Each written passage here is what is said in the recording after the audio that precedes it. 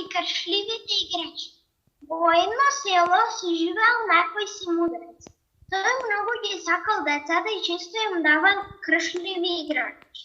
Децата се обидувале да се играат внимателно, но играчките постојано им се кршеле. Тоа тие многу тагувале поли. Мудрецот постојано им давал играчки, но уште поубави и уште покршливи.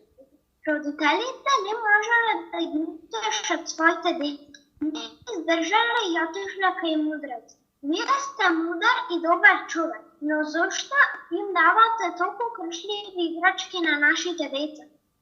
Тие толку плачат и се нервираат кога ќе ги скршат играчки.